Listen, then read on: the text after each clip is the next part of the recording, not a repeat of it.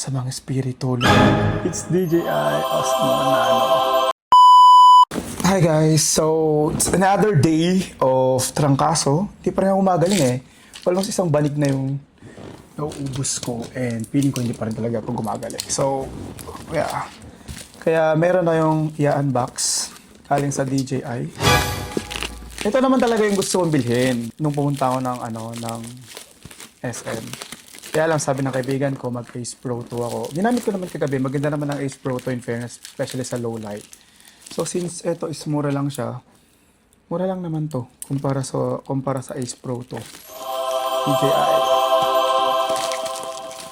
Gusto ngayon to eh.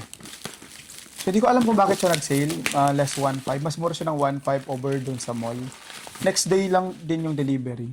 Wow! Or justify ko lang siguro yung pagiging customer ko kasi yun lang. Nasabi ko lang yung trangkaso ko na excuse. Very safe siya guys. Oh. It's 10 over 10 for me. It's giving guys. You made it. And naka-bubble wrap rin siya sa loob. Tcharam! It's DJI Osmo Nano. Yan. Tingnan natin kung ano yung laman ng box. Di pa natin gagamitin pero i-unbox lang natin. So, di ko alam kung saan ko gagamitin to. POV shots pala. Meron siyang all new 1/1 over 1.3 sensor. 4K 60 FPS na rin siya. 10-bit. And then, lightweight lang siya. Yan, meron siyang silica gel. Yung amoy ng bago. Feeling ko nakakagaling ng sakit. Oo, yan. Dito na yung device. Tapos, meron rin siyang DJI stickers. Hindi naman ako mahilig sa stickers. Kaya yung mga Apple dati. Hindi ko ginagamit. Feeling.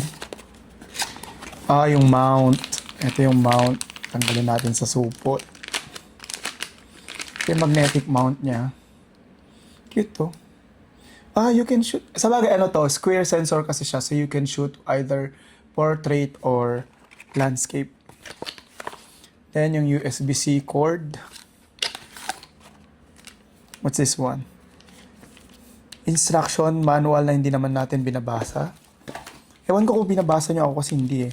Tapos kung may mga hindi ako maintindihan, ang ginagawa ko na lang, I search sa YouTube kung paano. Like kanina, hindi ko malink tong microphone ko dito sa receiver niya kasi nilink ko siya sa Neo kagabi. Ito yung magnet oh. Masamang espiritu, lumayo ka. Oh, protective case. Meron siyang protective case. Sana all protective. Yes. Sana all protective. Protective case for the Nano. Siguro kaya Nano kasi parang Unano yung camera kasi maliit lang siya. Oh, joke yun, matawa kayo. Then yung clip, wala naman akong dito kiniklip, kung alam ba POV mo, dyan, kung, ang tawag na nun? Sombrero. So now, let's go to the main part of the program, which is the camera. Ito na yung camera.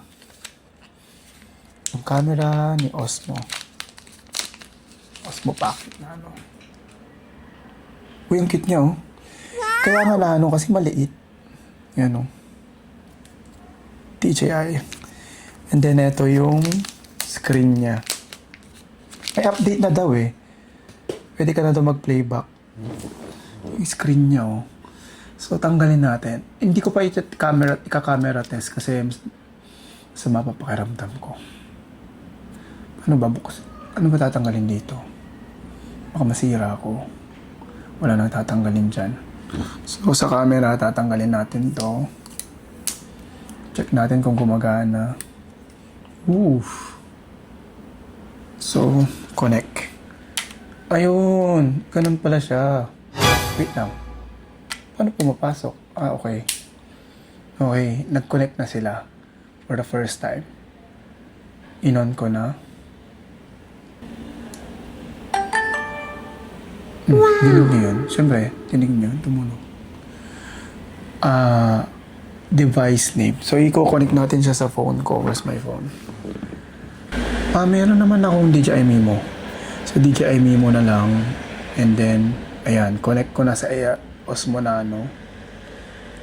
Accept. Ang cute, nice. So, pwede ka rin mag-take ng video while... Paano tanggalin? Shit, baka masira ko agad. Pwede ka mag-take ng video while naka-detach to. So, paano i-detach, guys? Paturo. Yung lock pala nun, tanga. So, eto, can take video. Ayan, can take video na habang naka-detach siya. So, hindi naman ako tech reviewer, gusto ko lang. Pero maganda yung video niya, in fairness, Ayan, kung gusto nyo bumili, nasa Yellow Basket, guys. Drop ko yung link. Nice, Okay siya, okay. So, wala pa tayong that's just the first impression. Nice, ang cute. Diba?